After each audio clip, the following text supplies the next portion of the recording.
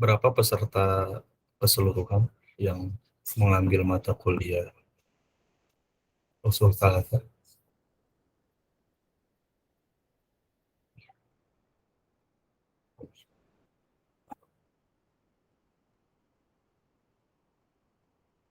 Kuliah rombel?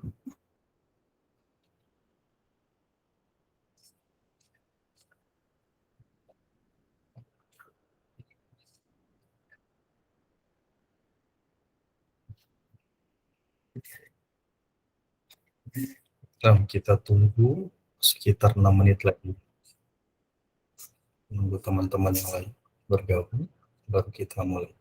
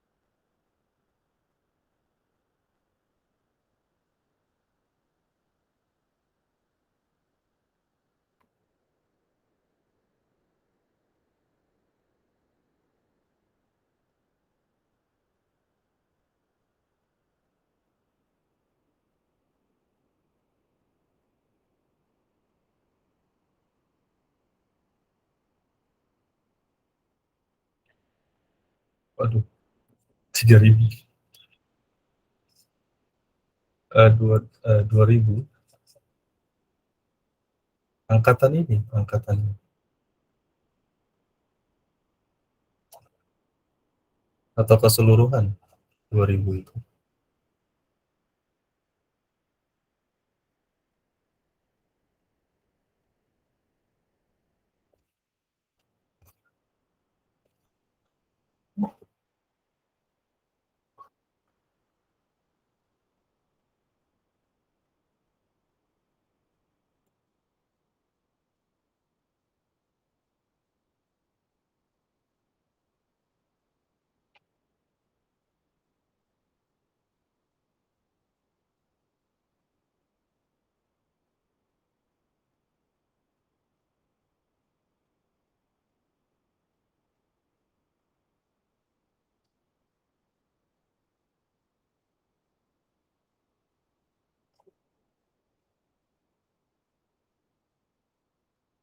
Nah, 2 menit lagi kita mulai ya. Siapkan catatannya, kitabnya.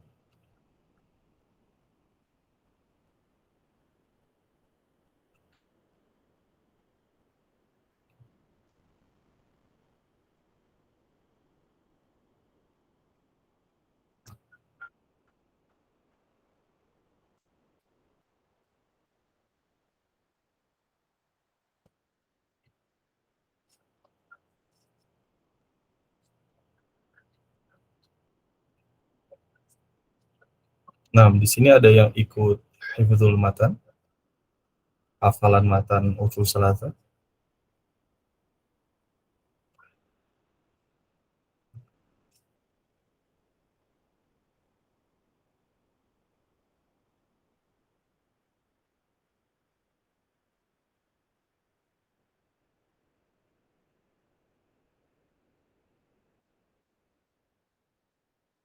Nah, Bapak Ahmad, Bapak Ahmad ikut hafalan usul salasa.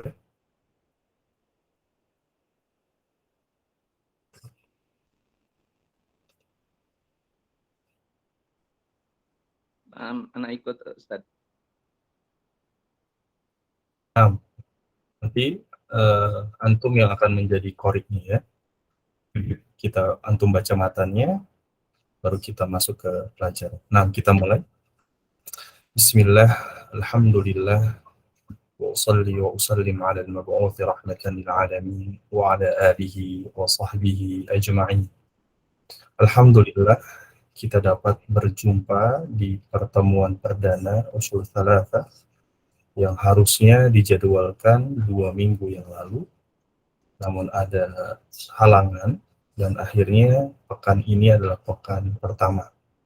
Perlu diketahui, pertemuan sinkronus pada setiap mata kuliah fungsinya hanya sebagai cross check ya dan pendalaman saja.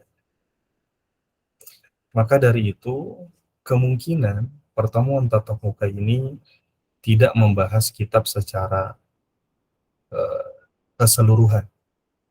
Jadi hanya berjalan sesuai dengan waktu yang kita miliki, yang 4 pertemuan, kemudian selesai tidak selesai kita sudahi.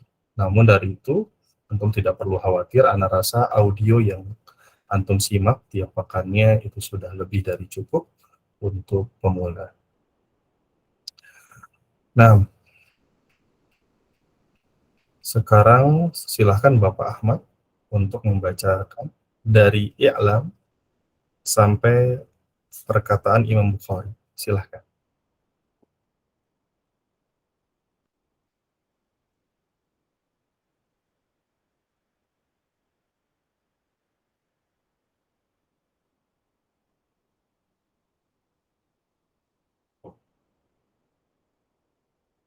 Nah, Bapak Ahmad, silahkan dibacakan.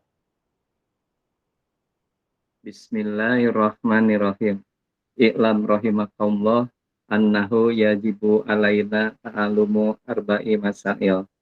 Al-ula al-ilmu wa huwa ma'rifatullah wa ma'rifatu nabiyyihi wa ma'rifatu dinil Islam bil adilah. Asaniyah al-amalu bihi as-salisah ad-da'watu ilaih arabi'ah as-sabru ala adabihi. Wa dalilu qauluhu ta'ala Bismillahirrahmanirrahim wal asri innal insana lafi khusr illal ladzina amanu wa amilus solihati wa tawassaw bil haqqi wa tawassaw bis sabr. Qala Syafi'i rahimahullahu ta'ala lauma anzalallahu hujatan ala khalqihi ila hadhil surata lakafathum. Wa qala Bukhari rahimahullahu ta'ala babun al ilmu qabla al qauli wa amali wa dalilu qauluhu ta'ala fa'lam annahu la ilaha illallah wastaghfir lidambik fabada abi ilmi qabla al qauli wal amali. Nah, barakallahu fiik. Ini adalah bacaan yang akan kita bahas pada kesempatan kali ini. Semoga Allah memberkahi waktu kita dan menyelesaikan hizab yang kita rencanakan di awal kajian ini. Nah, penulis rahimahullah mengawali dengan Bismillahirrahmanirrahim, mengikuti Al-Quran yang mengawali setiap surat-suratnya dengan Bismillahirrahmanirrahim. Kemudian Rasulullah SAW juga mengawali surat-suratnya dengan Bismillahirrahmanirrahim yang akan beliau kirim kepada raja-raja pada saat itu. Adapun pembahasan yang Ana akan bawakan adalah pembahasan yang dibawakan oleh Syekh bin Baz dalam membahas kitab ini.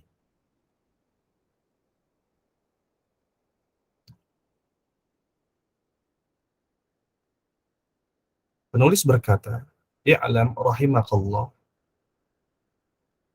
annahu yajibu alaina ta'allumu arba'i masail." Ketahuilah semoga Allah merahmati kalian bahwasannya kita diwajibkan mempelajari 4 perkara. Al-ula al-ilmu wa huwa ma'rifatullah wa ma'rifatu nabiyhi wa ma'rifatu dinil islami bil adillah. Yang pertama adalah ilmu. Yang dimaksud dengan ilmu di sini adalah ilmu yang mempelajari tentang Allah, yang mempelajari tentang nabinya, yang mempelajari tentang agama Islam beserta dalil-dalilnya. Kemudian yang kedua adalah al-amalu bih. Setelah berilmu, maka mengamalkan ilmu tersebut. Ats-tsalitsatu, yang ketiga, ad-da'watu ilaihi, yaitu mendakwahkan apa yang telah diajarkan kepadanya. Ar-rabi'atu as-sabru 'alal adafi, yang keempat adalah sabar atas setiap ujian yang terdapat pada cobaan-cobaan di ketiga yang telah disebutkan tersebut. Dalilnya adalah perkataan Allah Subhanahu wa taala, Bismillahirrahmanirrahim, wal 'asri, demi masa, innal insana lafi khusrin, sesungguhnya manusia dalam kesengsaraan, illal ladzina amanu, kecuali mereka adalah orang-orang yang beriman, wa amilus shalihat, dan mereka adalah orang-orang yang mengerjakan kebajikan, wa tawassaw bil haq, dan saling menasihati dalam kebenaran, wa tawassaw bis sabri, dan saling menasihati untuk teguh dalam kesabaran. Kemudian penulis mengutip perkataan Imam Syafi'i rahimahullah ta'ala, "Lau ma anzalallahu hujjatan ala khalqihi illa hadhihi surata lakafathum." Ya, seandainya Allah Subhanahu wa taala tidak memberikan petunjuk kecuali hanya mengirimkan surat ini saja kepada Nabi Shallallahu alaihi wasallam, niscaya surat ini telah mencukupi perintah-perintah tersebut. Wa qala al-Bukhari rahimahullah, Imam Bukhari berkata di dalam kitab sahihnya, babun, bab al-ilmu qabla al-qawli wal amal, ilmu sebelum perkataan dan perbuatan, wa dalilu qawlu ta'ala, dan dalilnya adalah firman Allah Ta'ala, fa'alam, ketahuilah, annahu la ilaha illallah, tidak ada Tuhan selain Allah, tidak ada Tuhan yang berhak diibadahi kecuali Allah, wastaghfir li dzambik, maka mintalah ampunan kepada wastaghfir li dzambik, maka mintalah ampunan terhadap dosa-dosamu. Fabada bil ilmi qabla al-qawli wal amal, maka pada ayat ini Allah mengawali ilmu kemudian baru amal. Ini adalah matan atau ringkasan yang akan kita jabarkan pada kesempatan malam ini. Maka Syekh bin Baz menerangkan di dalam kitabnya, hadhil masail, permasalahan-permasalahan ini, yajibu ayyata'allamaha al-mu'minu wal mu'minatu as-sighar wal kibar. Wajib bagi setiap mukmin, ya, baik yang laki-laki atau yang wanita, as-sighar wal kibar, baik itu anak kecil atau orang dewasa, wajib bagi mereka untuk mempelajarinya. Al-ula, apa saja perkara-perkara tersebut? Al-ula, yang pertama adalah al-ilmu, adalah ilmu. Apa yang dimaksud dengan ilmu? Fa'alal insani ayyata'allama wa yatabassara hatta yakuna ala bayyinatin. Fa'alal insani, maka bagi setiap manusia hendaklah mereka untuk mempelajari, wa yatabassara, untuk merenungkan, untuk memikirkan, hatta yakuna 'alal bayyinatin, sehingga ia dapat sampai kepada pokok pemikiran yang jelas, yang terang. Wa ya'rifa dinallahi alladhi khuliqa min ajlihi, dan hendaklah setiap manusia mengetahui agama Allah, alladzi khuliqa min ajlihi, yang mana Allah ciptakan dia untuk apa? Untuk beribadah. Jadi Allah Subhanahu wa taala tidak memberikan alasan yang lain kepada setiap makhluknya ketika dia diciptakan. Ini adalah jawaban yang sederhana dari pertanyaan yang besar yang mungkin kita cari-cari selama ini. Apalagi teman-teman kita yang masih di usia remaja, yang masih bertanya tentang apa kita diciptakan. Maka jawabannya sangat sederhana, yaitu kita diciptakan hanya untuk beribadah. Jangan mengecilkan kata yang singkat ini, namun tafsir dari ibadah sangat luas cakupannya. Tafsir ibadah tidak hanya ibadah-ibadah ritual yang ada di masjid, yang ada hubungannya antara manusia dan Tuhannya. Akan tetapi lebih daripada itu, yaitu hubungan antara manusia, hubungan manusia di antara sesama manusia, hubungan manusia terhadap alam. Semua itu telah ditetapkan hukum-hukumnya oleh Allah Subhanahu wa taala.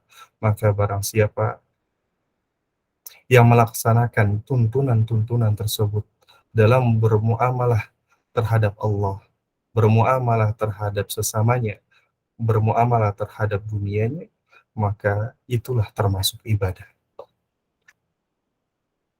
Wahadal ilmu, yang dimaksud dengan ilmu yang disebutkan oleh penulis, huwa ma'rifatullah, adalah ilmu untuk mengenal Allah.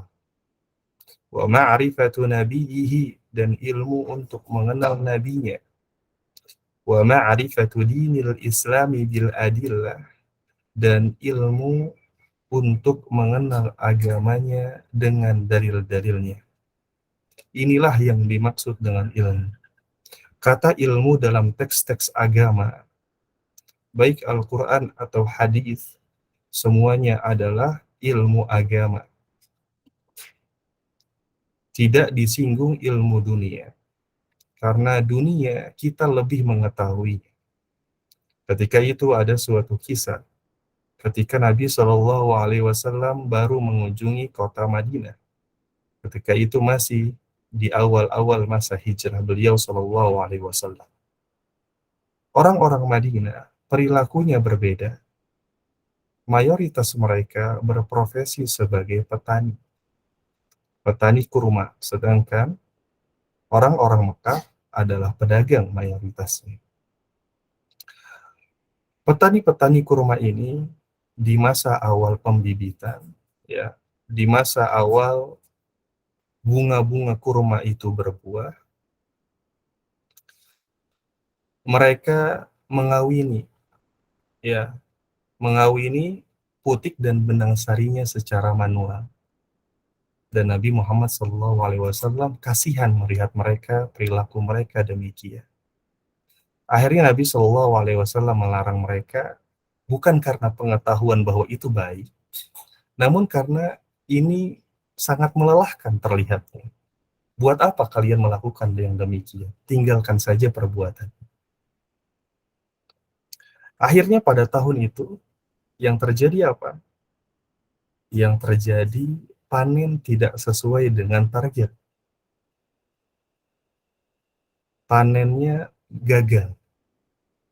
Maka dari itu Nabi Shallallahu Alaihi Wasallam mengatakan, merespon hal itu, kalian lebih mengerti atas dunia kalian. Antum a'lamu bidunyakum. Kalian lebih mengerti dunia kalian. Adapun agama, kalian harus merujuk kepada Nabi Shallallahu Alaihi Wasallam. Maka dari itu, kata ilmu dalam teks-teks agama bermakna ilmu agama. Bermakna ilmu agama. Fahada awwalu syai'in ay yatabassara al-'abdu man huwa rabbuhu. Dan ilmu yang harus direnungi atau diketahui oleh setiap hamba adalah pertanyaan man huwa rabbuhu, siapa Tuhannya. Jawaban ini harus diketahui terlebih dahulu oleh setiap manusia. Siapa Tuhanku? Karena dengan ini perkara-perkara yang ada di hadapan kita, yang ada di hadapan orang-orang tersebut akan semakin jelas. Karena dasarnya sudah ada, oh saya ternyata memiliki Tuhan. Tuhan saya seperti apa? Sifatnya bagaimana? Apa yang dia cintai? Apa yang dia benci? Apa hukum-hukum yang telah dia turunkan? Apa hal-hal yang telah dia larang? Nah ini penting di sini. Maka hal yang paling mendasar bagi setiap manusia adalah mengetahui siapa Tuhan mereka. Faya'rifu anna rabbahul khaliqul ladzi khalaqahu wa razaqahu. Maka dia mengetahui bahwasannya Tuhan mereka adalah zat yang menciptakan mereka dan yang memberikan mereka rizki. Wa asda ilaihi ni'am, dan zat yang memberikan mereka nikmat-nikmat yang mereka rasakan. Wa khalaqa man qablahu, dan Tuhan mereka adalah zat yang menciptakan orang-orang sebelum mereka. Wa yakhluqu man ba'dahu, dan Tuhan mereka adalah zat yang menciptakan orang-orang setelah mereka. Wa rabbul alamin, yaitu dia adalah Rabb al-alamin, yaitu penguasa alam semesta. Wa annahu al-ilahul haq al-ma'bud, yaitu adalah zat yang berhak untuk diibadahi. Alladzi la yastahiqqul ibadata siwahu abadan, yang mana zat-zat yang lain selain Allah Subhanahu wa taala tidak berhak untuk diibadahi. La malakun muqarrabun, meskipun itu adalah malaikat yang paling dekat. Wala nabiyyun mursalun, meskipun itu adalah nabi yang diutus oleh Allah Subhanahu wa taala. Wala jinnun, meskipun itu adalah jin. Wala insanun, dan bukan juga manusia. Wala salamun, dan bukan juga patung-patung berhala. Wala ghairu dzalika, dan bukan dari itu semua. Bal al-ibadatu haqqun lillahi wahdah, akan tetapi ibadah itu hak hak prerogatif Allah Subhanahu wa taala seorang diri. Fahuwal ma'budu bil haq, maka dia adalah zat yang diibadahi dengan benar Subhanahu wa taala. Nah, jadi Allah Subhanahu wa taala adalah satu-satunya pencipta, satu-satunya pencipta di alam semesta ini. Adapun kita tidak pernah menciptakan sesuatu. Manusia, jin, dan malaikat tidak pernah menciptakan sesuatu. Kita hanya mengalihkan sesuatu, merubah sesuatu kepada sesuatu yang lain. Sedangkan Allah Subhanahu wa taala menciptakan dari ketiadaan menjadi keadaan, ya. Sesuatu jadi dari ketiadaan menjadi suatu keadaan. Sedangkan manusia hanya mengalihkan, merubah zat kepada zat yang lain. Maka dari itu, pencipta hanya Allah Subhanahu wa Ta'ala. Karena Dia satu-satunya pencipta, maka yang berhak diibadahi hanya Allah Subhanahu wa Ta'ala. Meskipun makhluk-makhluk yang lain, yang besar, yang agung sisinya, itu juga tidak berhak untuk diibadahi. Contohnya malaikat. Malaikat ini adalah zat yang paling dekat oleh Allah Subhanahu wa Ta'ala. Apakah dengan keagungan dan kedekatan tersebut dia berhak diibadahi? Jawabannya tidak. Kemudian Rasul yang mendapatkan wahyu dari Allah Subhanahu wa Ta'ala secara langsung, apakah berhak diibadahi? Jawabannya tidak. Tidak ada yang berhak diibadahi kecuali Allah Subhanahu wa Ta'ala. Kenapa? Karena Allah Subhanahu wa Ta'ala yang memberikan kita rezeki, yang menciptakan kita, dan yang memberikan kita anugerah nikmat dari awal kita diciptakan hingga akhir nanti kelak. Wa huwal mustahiqqu bi an yu'bad. Ya. Maka Allah Subhanahu wa Ta'ala adalah satu-satunya zat yang berhak untuk diibadahi. Wa huwa rabbul alamin, dan dia adalah Rabb semesta alam. Wa huwa rabbuka wa khaliquka wa ilahuka al-haq subhanahu wa ta'ala. Yaitu dia adalah Tuhanmu dan penciptamu dan ilahmu, ya, al-haq yang hak, yang benar, subhanahu wa ta'ala. Fata'rifu hadhihi al-mas'alata al-ula wa hiya an ta'rifa rabbaka wa nabiyyaka wa dinaka bil adillah. Maka permasalahan yang pertama yang kita perlu kuasai adalah mengenal Tuhan, ya, mengenal Tuhanmu, mengenal Nabimu, mengenal agama dengan dalil-dalilnya. Qala Allahu wa qala Rasul. Yang dimaksud dengan dalil adalah perkataan Allah dan perkataan Rasulnya. La birra'i. Yang dimaksud dengan dalil bukanlah akal pikiran. Akal pikiran, ia dapat mengolah dalil. Ya, akal pikiran, dia dapat mengolah Al-Quran dan As-Sunnah. Namun dia tidak dapat menciptakan hukum. Hukum-hukum yang berkaitan dengan ubudiyah, bagaimana caranya ruku, bagaimana caranya sujud, tidak bisa diciptakan atau tidak boleh berdasarkan akal pikiran manusia. Akal manusia hanya boleh mencerna Al-Quran dan hadis, itu pun dengan aturan-aturan yang begitu ketat. Ada aturan-aturan di sana untuk menafsirkan ayat Al-Quran dan As-Sunnah. Hukum dasar agama Islam adalah perkataan Allah dan perkataan Rasulnya. Wala biqauli fulanin, dan bukan juga yang dimaksud dengan dalil adalah perkataan orang. Ya, maksudnya apa? Maksudnya perkataan yang tidak berdasar. Bal bil adillati minal ayati wal ahadits. Akan tetapi harus berdasarkan dalil-dalil dari ayat-ayat Quran atau hadis-hadis Nabi Shallallahu Alaihi Wasallam. Wadzalika huwa dinul Islam, dan yang demikian itu adalah agama Islam alladzi anta ma'murun bid-dukhuli fihi, yang mana engkau sekalian diperintahkan untuk memasuki agama tersebut. Waltizamu bihi, dan taat mengaturi aturan-aturan yang ada padanya. Nah, perlu diketahui bahwa dalam hal ini, ya, memiliki tingkatan-tingkatan.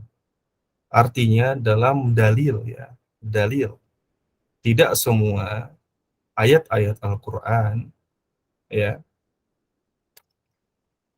dapat diambil begitu saja. Memang ada silsilahnya, ya.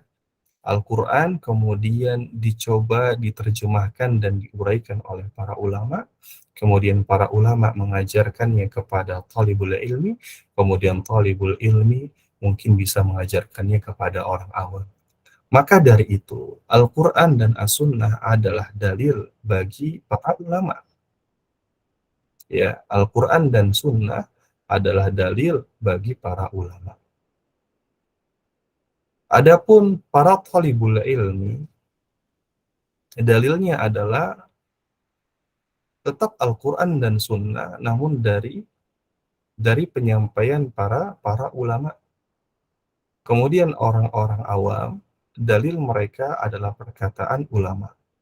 Jadi perkataan ulama itu kedudukannya seperti Al-Quran dan As-Sunnah di hadapan orang awam. Karena jika orang awam disodorkan Al-Quran dan As-Sunnah, bisa jadi persepsinya berbeda. Ya, bisa jadi sudut pandangnya berbeda. Kita sudah sering mendengar ya, di zaman kita saat ini kan tergantung kacamatanya. Kalau kacamatanya merah, maka hasilnya jadi merah. Kacamatanya hijau, hasilnya jadi hijau, dan seterusnya. Dan perlu diketahui, kacamata agama, membaca teks-teks agama tidak boleh sembarangan. Di sana ada kaidah-kaidah yang harus dilewati. Karena perlu antum ketahui,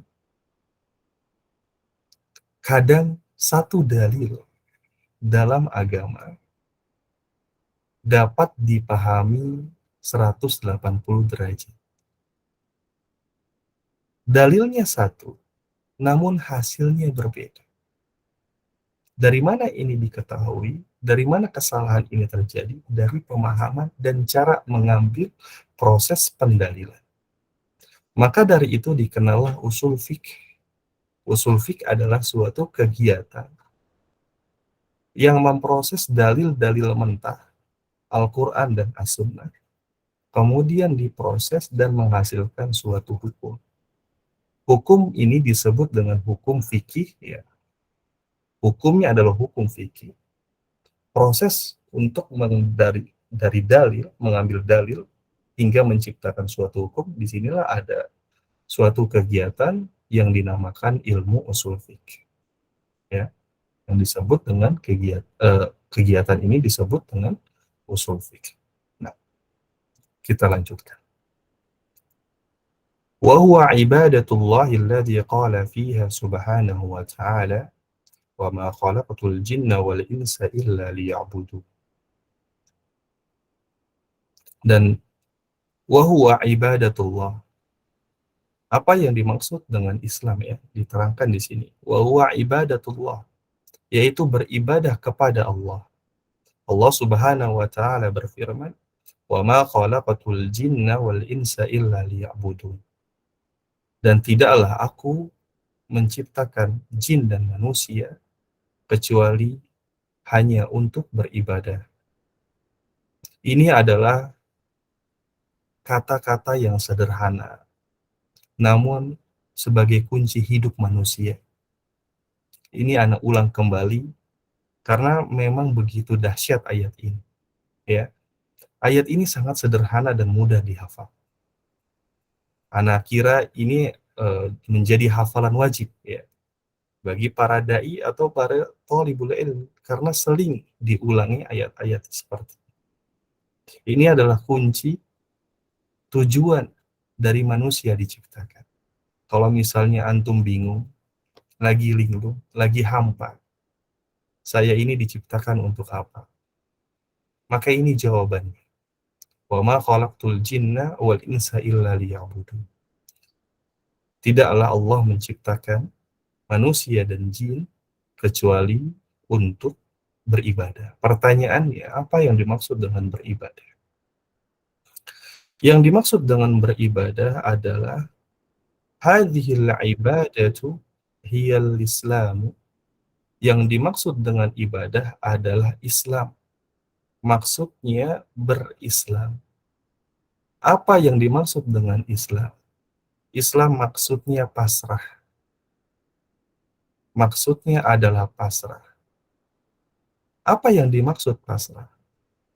Agar mendekatkan logika kita tentang yang dimaksud dengan pasrah.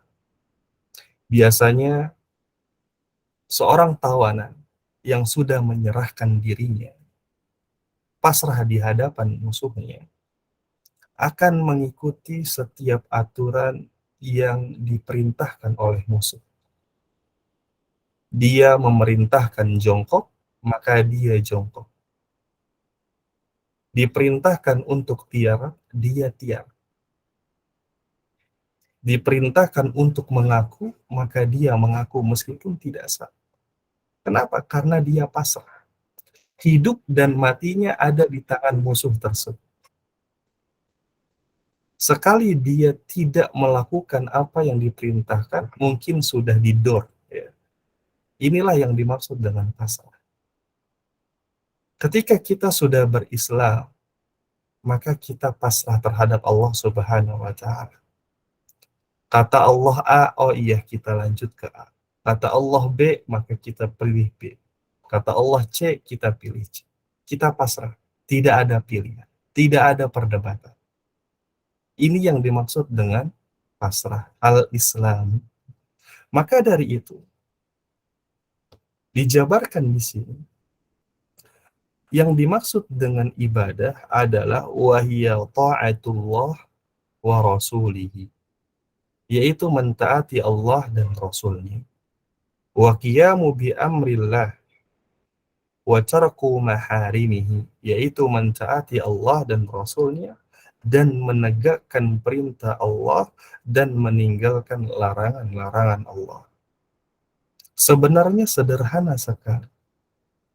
Agama ini sebenarnya sederhana sekali. Intinya adalah mentaati Allah dan menjauhi larangan-larangan. Karena kita sudah menjadi manusia yang pasrah dan mencoba menjadi pasrah, ya, kita menundukkan hawa nafsu kita, menundukkan ego kemanusiaan kita, ya, menurunkan rasa sombong kita terhadap Allah Subhanahu wa Ta'ala. Maka harusnya kita berislam. Berislam artinya pasrah. Misalnya, kita sedang berbisnis,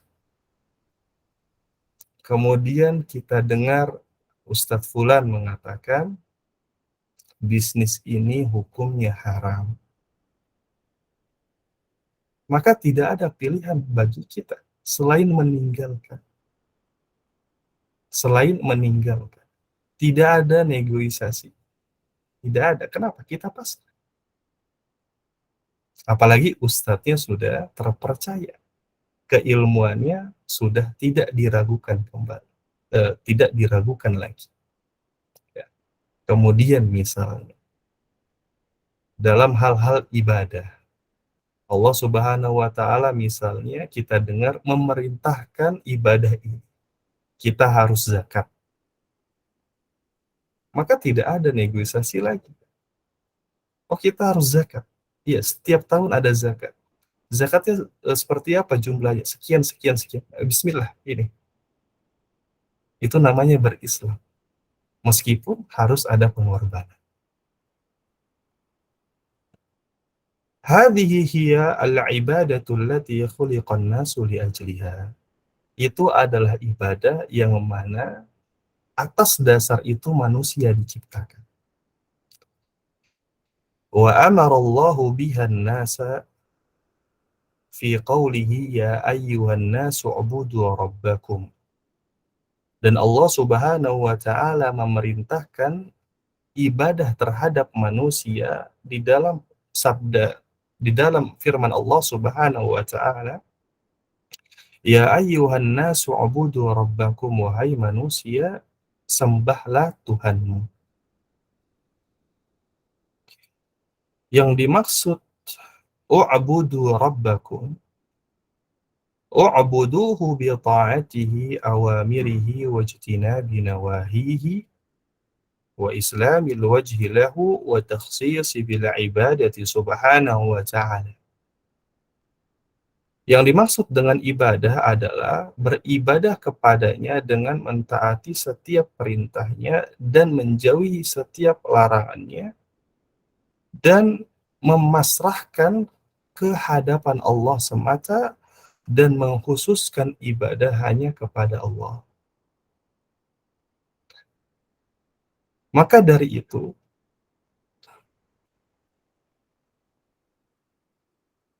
umat-umat Islam sering disebut dengan abdullah, hamba Allah.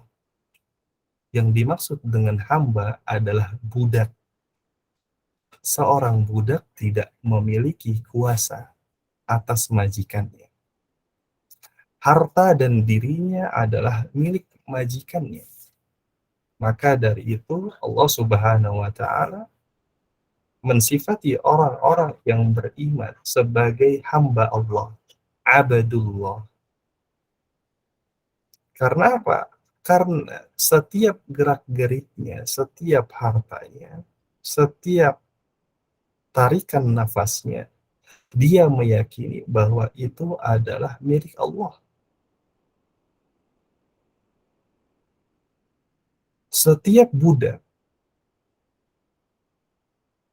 yang membangkang terhadap Tuhan, terhadap tuannya adalah budak yang bermaksiat terhadap tuannya.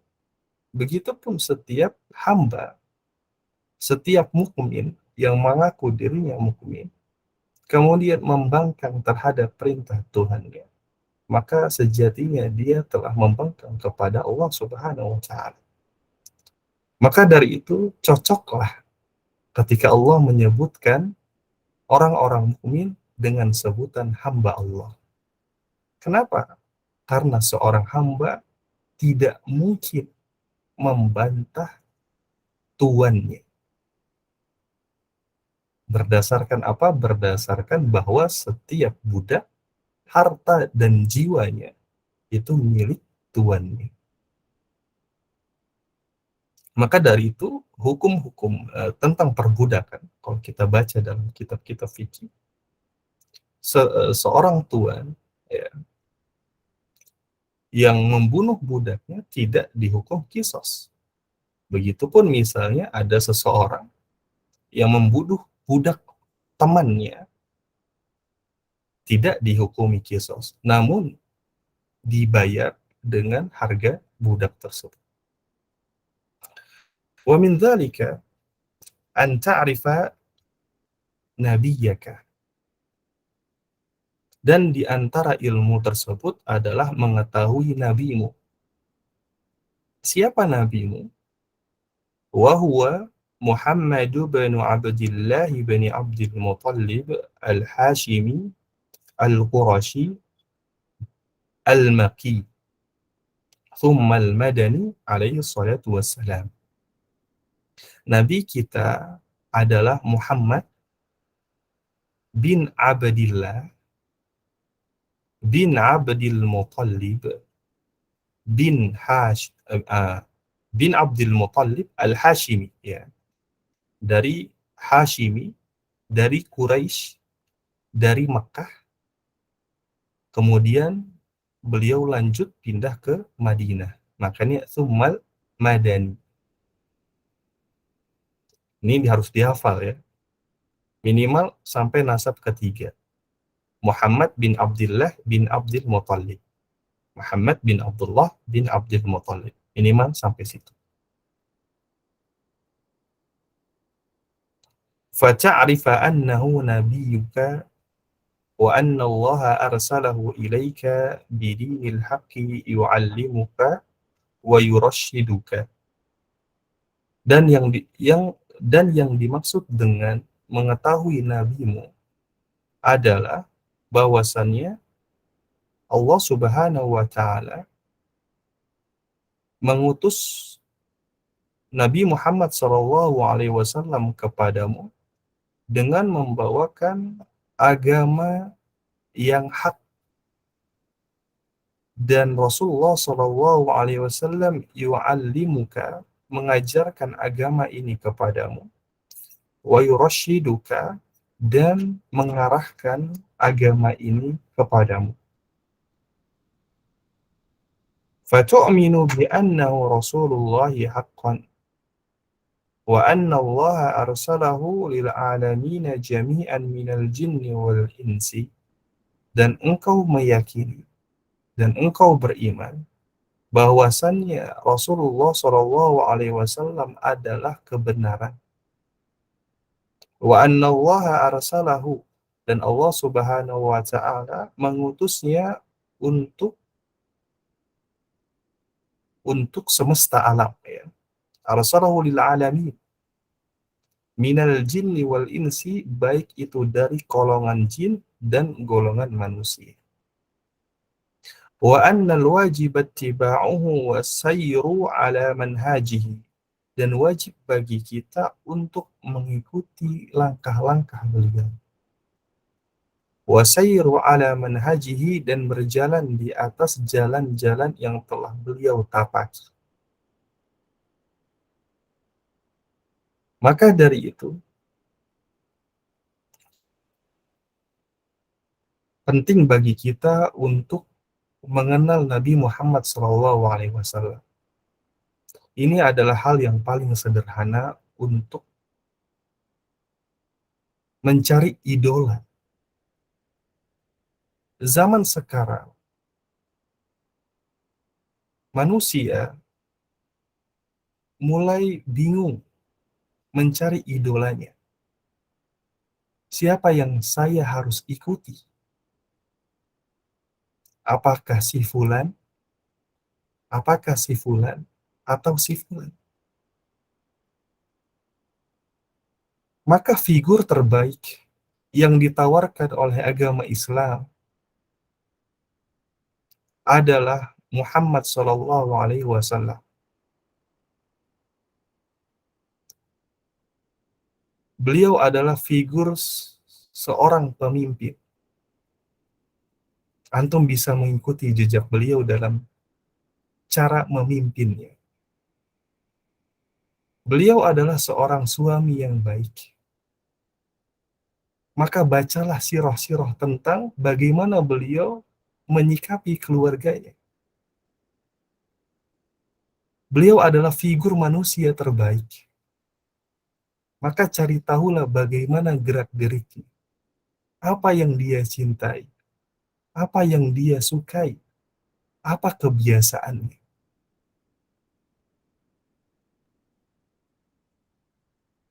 Kita banyak disuguhkan contoh-contoh yang tidak baik. Sehingga anak dan keturunan kita akan mengikuti figur tersebut. Kemudian lama-kelamaan figur Muhammad SAW mungkin akan susah untuk ditemukan. Maka hal yang paling sederhana adalah memulai dari diri kita. Mulai membaca, mempelajari siapa Nabi kita sesungguhnya. Kemudian diterapkan kepada diri kita dari hal-hal yang mudah. Misalnya tersenyum, bagaimana cara berjalannya beliau, bagaimana beliau merawat dirinya, menyikat giginya, mencuci tangannya, bagaimana cara beliau tertawa, bagaimana cara beliau memimpin. Ketika itu sudah kita amalkan, kita praktekkan yang paling mudah, maka orang-orang yang ada di bawah naungan kita akan melihat bahwa sebenarnya idola yang mereka idam-idamkan itu ternyata dekat di setiap kehidupan kita, yaitu Rasulullah Shallallahu Alaihi Wasallam.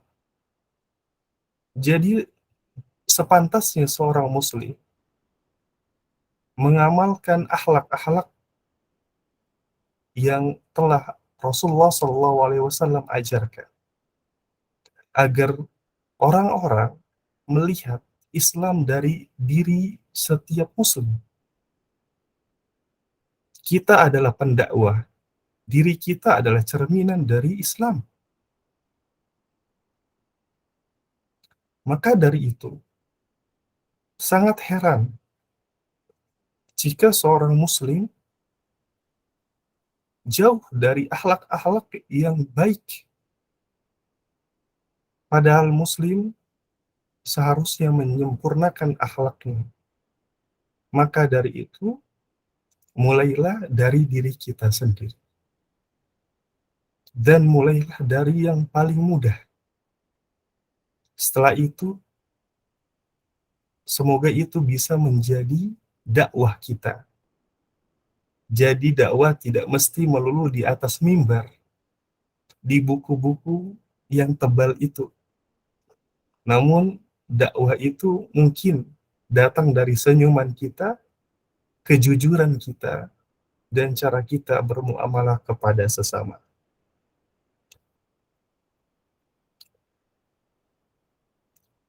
Ats-tsaniyatu al-amalu. Yang kedua adalah beramal.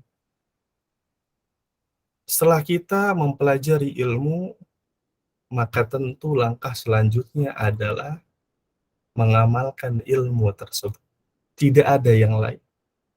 Selama ini kita belajar SD 6 tahun, SMP 3 tahun, SMA 3 tahun, kuliah 4 tahun.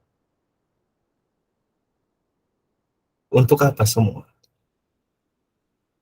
Untuk diamalkan. Maka dari itu, pengetahuan-pengetahuan agama yang telah antum rutin kajian tiap minggunya misalnya, itu tidak ada nilainya. Itu semua tidak ada nilainya kecuali diamalkan. Maka dari itu, teks-teks agama yang berkata tentang ilmu dan keutamaan-keutamaannya, yang dimaksud bukan ilmu teori, tapi yang dimaksud adalah ilmu yang bermanfaat. Apa itu yang dimaksud dengan ilmu yang bermanfaat? Adalah ilmu yang diamalkan. Ay an ta'amala bihadha ad-din min as-salati was-sawmi wa jihad min salatin wa sawmin wa jihadin wa hajjin wa imanin wa taqwa. Fata'amala bil Islam. Yang dimaksud dengan beramal adalah mengamalkan agama ini dengan mengerjakan sholat, puasa, berjihad, berhaji, beriman, dan bertakwa. Kenapa? Li'annaka makhlukun lillah. Karena kalian semua adalah makhluk Allah. Makhlukun liibadatillah. Ya, makhluk yang diciptakan untuk beribadah kepada Allah. Fa'alaika an ta'lama dinallah, maka wajib bagi kalian untuk mempelajari agama Allah wa ta'mala bihi, dan mengamalkannya. Fata'budallaha wahdah, maka hendaklah kalian beribadah kepada Allah semata. Wa tuqimas shalah, dan menegakkan salat. Wa tuaddiz zakata, dan menunaikan zakat. Wa tasuma Ramadan, dan berpuasa di bulan Ramadan. wa tahujjal bait, dan berhaji di Baitullah, wa tu'mina billahi wa malaikatihi, dan beriman kepada Allah dan malaikat-malaikatnya, wa rusulihi wa kutubihi, dan kepada rasul-rasul dan kitab-kitabnya, wa bil yaumil akhir, dan beriman kepada hari akhir, wa bil qadari khairihi wa syarrihi, dan beriman kepada takdir baik dan takdir buruk. Inilah beramal. Ya. Kita misalnya sudah belajar fikih sholat, belajar fikih apa? Fikih puasa, fikih haji, fikih zakat. Maka perlu diamalkan. Kita sudah mempelajari misalnya keimanan kepada Allah, bagaimana beriman kepada Rasulnya, bagaimana beriman kepada kitab-kitabnya, maka diamalkan. Namanya mengamalkan, ya pasti berat. Pasti berat, lebih berat daripada belajar. Belajar aja berat, Pak. Ya, belajar aja sudah berat. Ada yang ngantuk, ya. Ada yang bolos-bolos, ada yang tidak konsisten. Ini berat. Apalagi mengamalkan. Dan masalahnya yang paling berat, ketika kita sudah tahu dan tidak mengamalkan, konsekuensinya sudah beda. Beda orang-orang yang bodoh, dan dia tidak beramal karena kebodohannya. Berarti apa? Berarti dia bodoh. Dia dihukum karena kebodohannya. Tapi orang-orang yang sudah belajar, yang sudah kajian, yang sudah dekat sama ustadz-ustadz, biasanya posting-posting, wah saya sudah dekat sama ustadz, saya sudah dekat sama ustadz. Ya. Mereka hadir kajian, mengaji, mengetahui mana yang benar, mana yang haram, mana yang halal, mana yang haram. Kemudian tidak mengamalkannya. Itu dosanya bukan karena dia bodoh, bukan. Karena dia mengingkari kebenaran yang telah dia pelajari. Orang awam, misalnya, tidak tahu rambu lalu lintas, dia nyebrang gitu saja. Mungkin ditilang tapi dimaklum. Tapi seorang misalnya kepolisian, ya, yang menciptakan hukum tersebut, yang mengetahui hukum tersebut, yang mengajarkan hukum-hukum tersebut, kemudian melanggar. Ini tambah parah ini. Hukumannya bukan saja mungkin ditilang, tapi ada kode etik di sana. Ya. Jadi hukuman orang-orang yang telah mengetahui, kemudian diam, tidak mengamalkan, itu lebih berat. Maka dari itu, kita selalu berdoa kepada Allah untuk memudahkan amalan kita. Agar ilmu kita barokah. Maksudnya barokah bagaimana? Dapat diamalkan. Ya, dapat diamalkan. Kemudian yang ketiga, ats-tsalitsatu ad-da'watu ilaihi.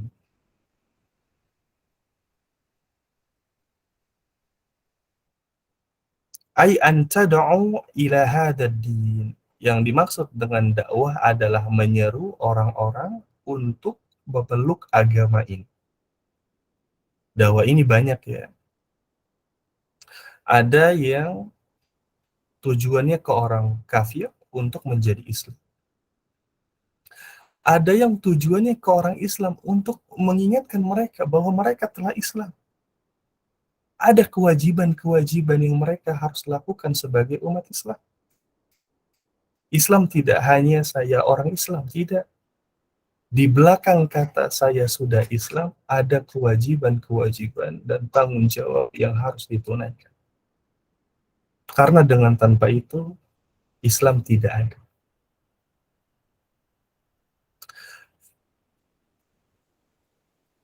Fatansahun nasa bi'ayyastaqimu alaihi wa turshiduhu. Dan yang dimaksud dengan dakwah juga adalah menasehati manusia agar mereka dapat beristiqomah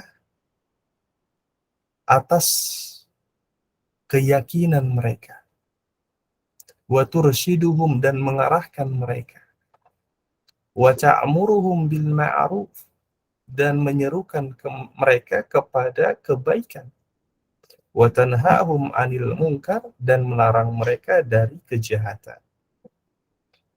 Hadhihi hiya da'watu ila dinil Islam.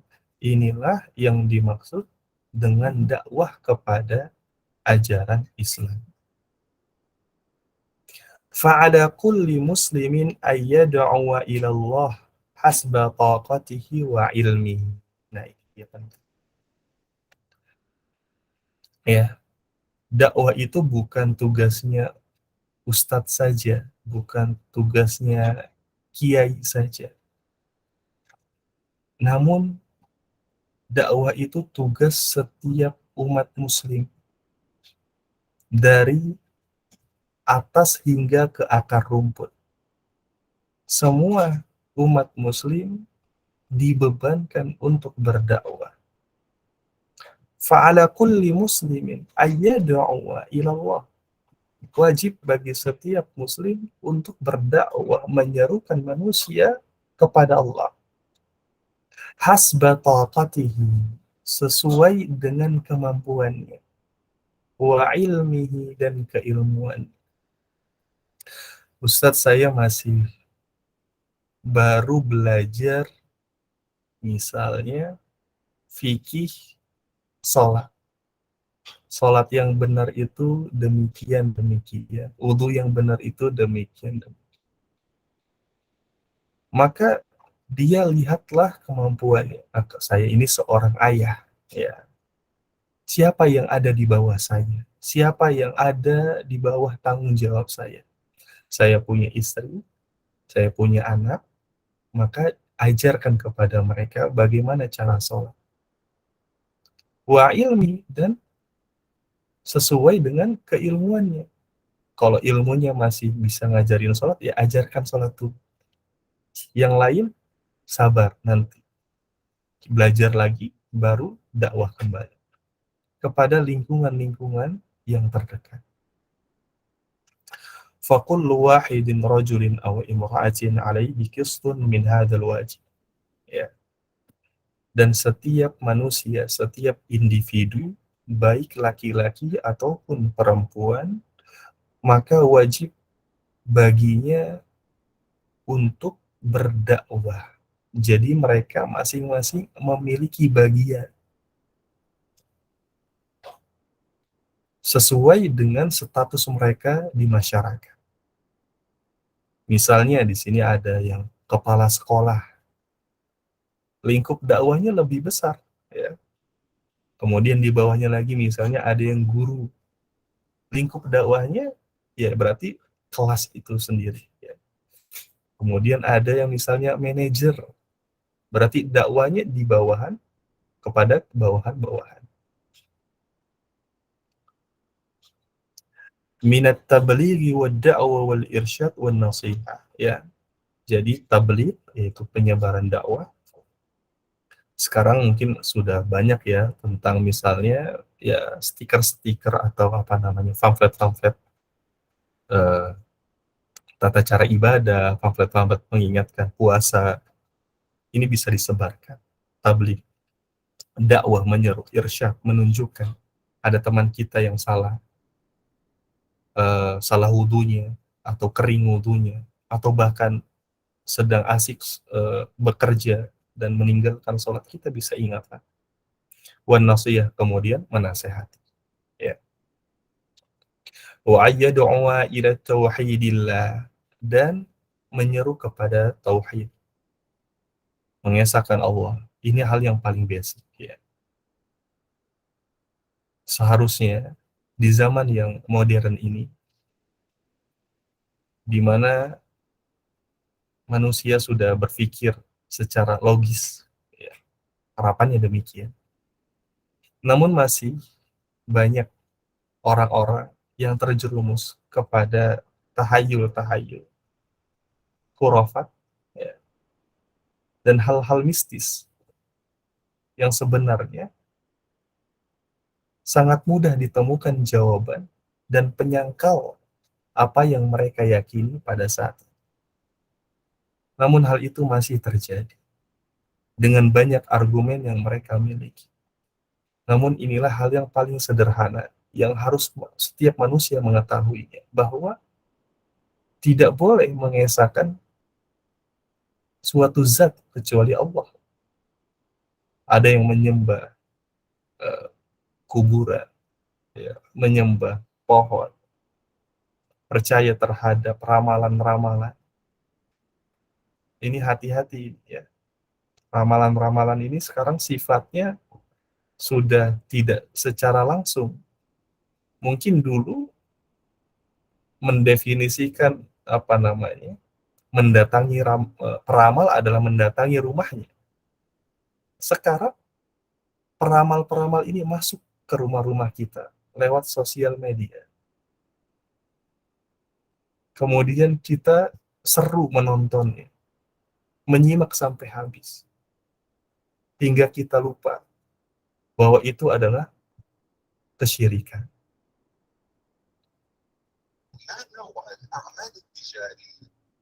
Nah,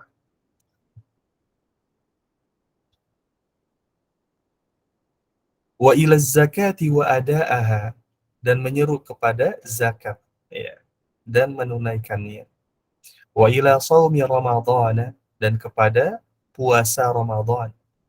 Wa ila haji baiti man istata'ah, ya, dan menyeru kepada haji bagi yang mampu. Wa ilal birril walidaini, kepada berbakti kepada kedua orang tua. Wasilatul arham, ya, menyambung tali silaturahmi. Wa tarkil ma'asi kulliha, dan meninggalkan kemaksiatan secara keseluruhan. Hal-hal yang sederhana ini mungkin jarang kita singgung, ya. Contohnya zakat, ya. Zakat mungkin di sini sudah ada yang tabungannya sudah, misalnya kalau kita ambil pendapat yang paling ringan, ya, khususnya zakat perak, itu 8 juta dalam tabungan. Jika terakumulasi sampai 1 tahun dan dia tidak berkurang, itu sudah ada zakat. Dan ini hal-hal yang sederhana yang harus diingatkan, ya. Atau misalnya umroh, Ustadz saya pengen umroh, tapi saya mau DP rumah. Duluan mana umroh sama DP rumah? Jawabannya tentu kalau DP rumah, DP rumah atau haji, ya, atau umroh ini, ya. Umroh wajib, DP rumah tidak wajib, ya. Kita bisa ngontrak, yang wajib adalah umrohnya. Sedangkan untuk memenuhi keluarga, itu kontrakan sudah cukup. Ini sepertinya tidak perlu ditanyakan lagi, ya. Nah, yang terakhir adalah sabar. Ar-rabi' atau as-sabru 'alal adafi. Ay yasbiru 'alal adafi hadhil asya, yaitu sabar atas setiap cobaan yang menimpa kita. Apa yang dimaksud dengan sabar? Ada yang bisa jawab? Silakan. Apa yang dimaksud dengan sabar?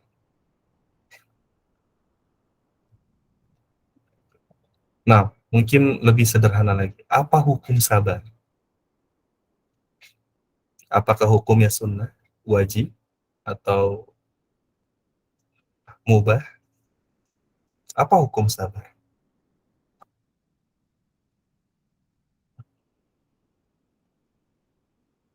Ada yang mau coba jawab?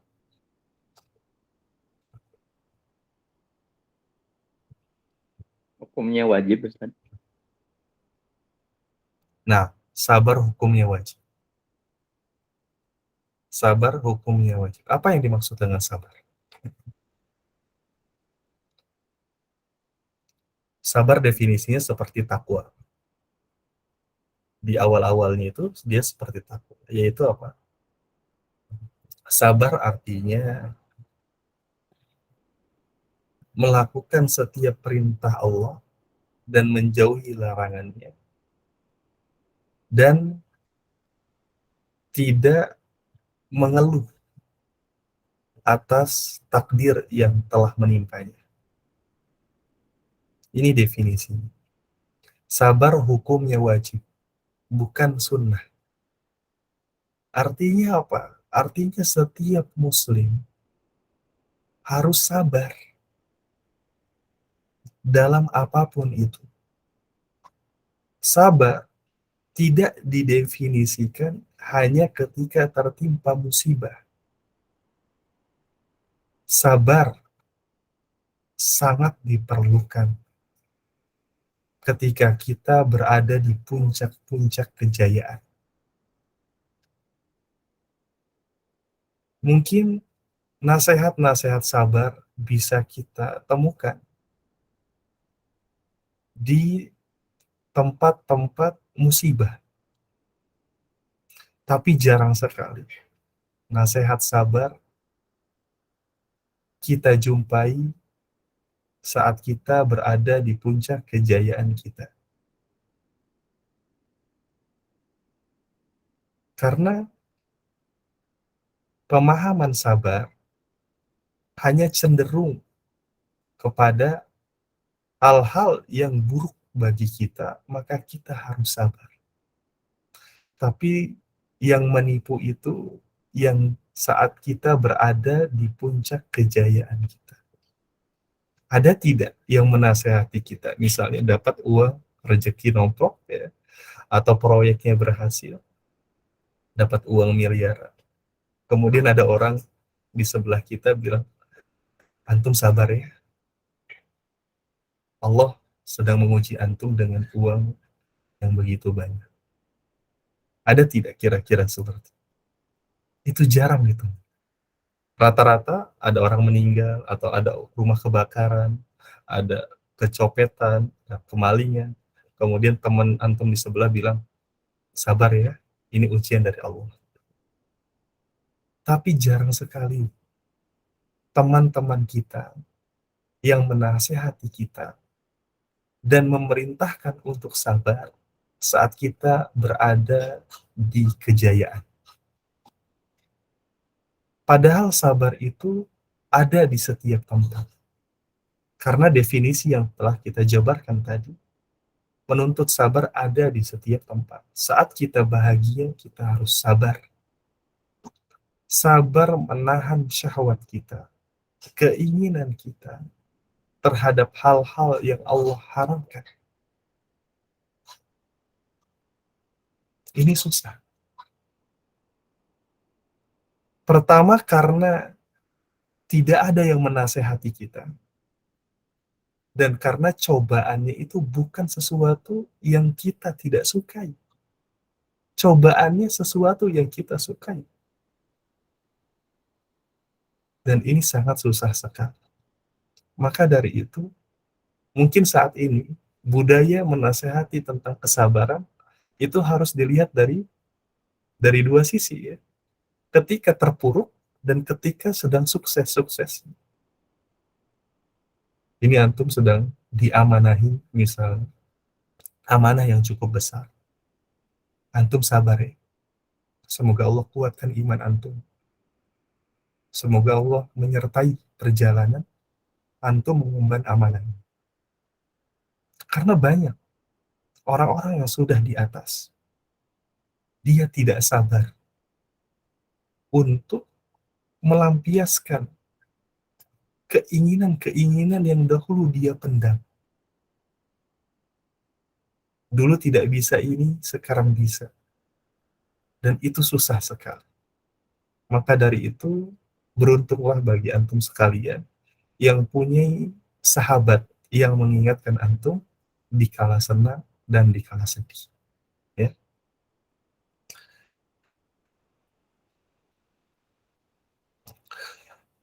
Faqad yahsulu lil insani ada qad yat'abu min mad'u aw ghairihi aw ahlihi aw ghairihi. Ya. Terkadang manusia ditimpa cobaan. Ya, terkadang mereka dibuat kelelahan dengan mad'unya, dengan audiens ya, dengan audiensnya, dengan murid-muridnya. Ini murid kok sering bolos, ini murid kok tidak paham-paham ya. Jadi dia harus sabar sebagai apa? Sebagai dai. Ini anak sudah saya kasih tahu tapi melanggar terus dan seterusnya. Ini harus sabar. Fal wajibu as-sabru wa ihtisabul ajri 'indallah. Dan wajib untuk bersabar dan mengharapkan ganjarannya kepada Allah Subhanahu wa taala semata. Fal mu'minu yasbiru ala imanihi billah. Seorang mukmin itu harus bersabar ketika dia mengimani Allah. Apakah mengimani Allah perlu kesabaran? Ya, sangat perlu sekali. Iman ini turun naik. Kalau lagi naik, alhamdulillah. Kalau lagi turun, mempertahankannya harus dengan kesabaran yang teguh. Ya, ketika misalnya ketakutan-ketakutan kita atas misalnya kelaparan, siapa yang akan kasih makan saya besok? Kalau saya keluar dari kerjaan ini, yang haram ini, siapa yang akan menafkahi keluarga saya? Bukankah itu sebenarnya sedang menghina Allah? Allah yang mengharapkan pekerjaan itu, pasti Allah yang menjamin rizki terhadap keluarga yang antum emban. Ini tentang keimanan. Maka dalam keimanan juga harus ada sabar. Maka dari itu penulis mengatakan, fal mu'minu yasbiru ala imanihi billah. Seorang mukmin itu harus bersabar ketika ia mengimani Allah, karena itu tidak mudah.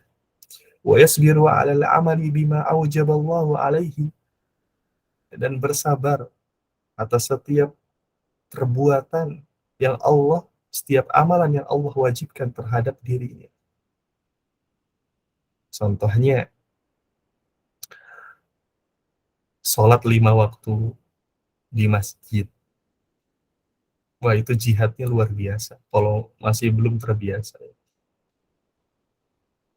Puasa Ramadan, ya. Kemudian zakat,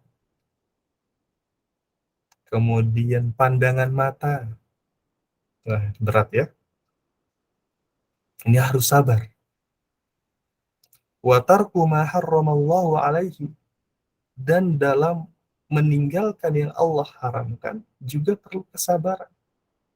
Apalagi kalau udah kecanduan, aduh ya Allah, susah. Ya, kecanduan misalnya, kecanduan apa? Main games, atau kecanduan judi, kecanduan narkoba, kecanduan miras. Susah. Untuk meninggalkan susah. Perlu perjuangan, iya perlu. Minta doa sama Allah dan bergabung dengan komunitas-komunitas yang positif, yang membantu kita untuk keluar. Wa yasbiru fi da'wati ila Allah, bersabar ketika berdakwah kepada Allah. Dakwah ini luas ya, baik secara umum ya, bagi seorang ustadz atau bagi seorang pemimpin rumah tangga atau seorang direktur kepada bawahannya, seorang guru kepada murid-muridnya, ya, seorang masyarakat terhadap tetangga-tetangganya. Ini dakwah juga. Wa ta'limu wal amru bil ma'ruf wan nahyi 'anil munkar. Ya. Kemudian bersabar ketika ta'lim, ya, bersabar ketika mengajak kepada kebaikan, dan bersabar ketika mengajak menegur ya dari kemungkaran. Nah, sabar ini memiliki pahala yang besar. Kenapa? Karena sabar itu susah. Dia wajib. Artinya kalau tidak sabar, berarti berdosa. Namun manusia secara fitrah selalu susah untuk menahan keinginan-keinginan yang muncul dari dirinya sendiri, yaitu syahwat-syahwat itu. Maka dari itu pahalanya sungguh luar biasa. Allah menjanjikan tidak sembarang pahala. Di antara pahalanya Allah Subhanahu wa taala menyebutkan di dalam surat Az-Zumar ayat 10, "Innama yuwaffa as-sabiruna ajrahum bighairi hisab." Sesungguhnya hanya orang-orang yang bersabar yang akan dicukupkan ganjarannya di akhirat kelak bighairi hisab, tanpa hisab, tanpa perhitungan. Artinya ganjarannya tidak terbatas. Kenapa? Karena definisi sabar ini berat. Apa tadi? Ada 3 definisinya ya. Yang pertama, dia sabar adalah mengikuti setiap yang Allah perintahkan dan menjauhi setiap yang Allah larang, dan tidak mengeluh atas setiap takdir yang Allah tetapkan kepada dia. Nah, ini berat. Ketika kita bermaksiat berarti kita tidak sabar. Kita kalah terhadap diri kita sendiri. Ya, misalnya misalnya di sini misalnya bukan di sini ya, tempat lain aja ya. Misalnya ada yang hobi apa? Eh, Hobi berjudi misal. Ya. Karena Anda dengar berjudi itu susah untuk keluar. Mungkin dia sudah keluar. Kemudian lingkungannya muncul kembali. Ketika dia mengikuti hawa nafsu, berarti dia tidak bersabar. Ya. Atau misalnya nonton-nonton itu apa namanya? TikTok gitu ya, yang aneh-aneh gitu, yang joget-joget seperti itu. Itu maksiat. Ketika kita tidak bisa mengalahkan syahwat kita, maka sebenarnya kita sedang tidak bersabar. Maka definisi sabar ini harus dilihat ya dengan baik. Yang dimaksud dengan sabar adalah mengikuti setiap aturan Allah, menjauhi larangannya, dan tidak mengeluh atas setiap takdir. Kemudian Allah juga menyatakan di dalam Al-Ahqaf, "Fasbir kama sabara ulul azmi minar rusul." Nah, mungkin kita bertanya, bagaimana kita bersabar? Ada tidak figur yang kita ikuti untuk bersabar? Maka dikatakan, "Fasbir kama sabara ulul azmi minar rusul." Maka hendaklah engkau, wahai Muhammad, bersabarlah sebagaimana bersabarnya ulul azmi dari kalangan Rasul. Ulul azmi itu siapa? Ada 5 ya. Nuh, Musa, Isa, Ibrahim, Muhammad. Ada 5. Apa kata Allah? Bersabarlah kalian sebagaimana ulul azmi dari para Rasul. Artinya apa? Artinya kita disuruh mempelajari 5 Rasul ini. Bagaimana mereka bersabar dalam kehidupannya, dalam jalan dakwahnya. Ya, bagaimana sabarnya Nabi Ibrahim, bagaimana sabarnya Nabi Nuh, bagaimana sabarnya Nabi Musa. Ketika itu Nabi Musa sudah terkepung di depan sungai, di belakang sedang ada pasukan yang akan menyerang. Kalau imannya tidak kuat, kalau kesabaran terhadap keimanan kepada Allahnya tidak kuat, mungkin dia akan bersama kaum-kaum Yahudi yang meragukan keimanan tersebut. Tapi Musa alaihissalam, mereka bersabar dengan keimanan. Dan akhirnya Allah berikan jalan untuk Nabi Musa dan kaum. Begitu juga Nabi Isa dan Nabi Muhammad SAW. tentu Nabi Muhammad SAW adalah teladan yang paling baik dalam bersabar. Dan itu bisa antum temukan dalam buku-buku atau kajian-kajian yang sekarang mungkin aksesnya sangat mudah sekali untuk mengikuti jejak Nabi Muhammad SAW. Nah, sepertinya jam berapa di Indonesia sekarang? Jam 9 ya, 9.28 ya. Nah, karena sudah sampai jam 9.30 ya, dan itu sudah malam sekali. Ya. Kini sini ada yang sudah pulang kerja, kemudian menyempatkan kajian di malam ini. Semoga waktu yang telah antum luangkan dan mengorbankan waktu istirahat antum, semoga ini menjadi pemberat timbangan di sisi Allah Subhanahu wa Ta'ala, dan menjadikan ini amalan yang baik dan alasan kita untuk masuk ke dalam surga Allah Subhanahu wa Ta'ala. Semoga yang saya sampaikan ini bermanfaat bagi diri saya sendiri dan antum sekalian. Itu saja yang bisa Anda sampaikan. Wallahu a'lam bishawab. Wassalamualaikum warahmatullahi wabarakatuh. Nah, ada pertanyaan? Silakan.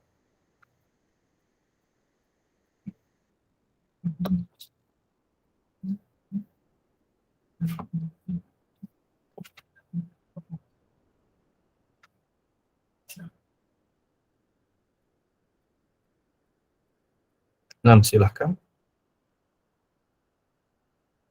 Yang terakhir Ustadz, kan sabar definisinya ada 3. Yang pertama mengikuti setiap perintah dan menjauhi larangannya.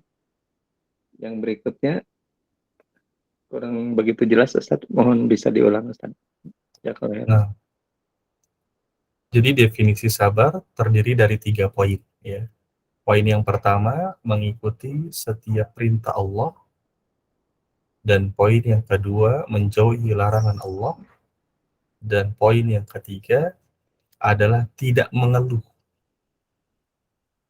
terhadap takdir yang menimpa diri.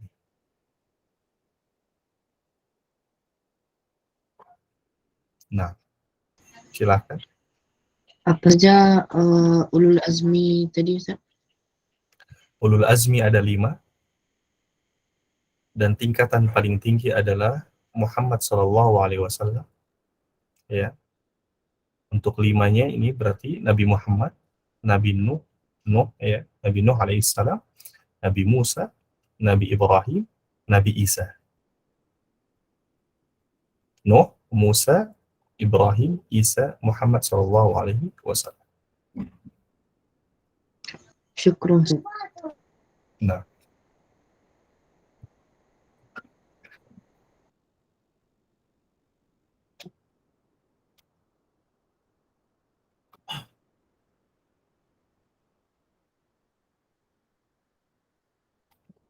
ada lagi? Kalau tidak ada, kita tutup ya.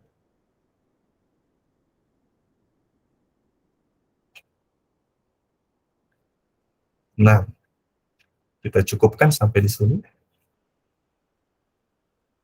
Subhanakallahumma wa bihamdika astaghfiruka wa atubu ilaik.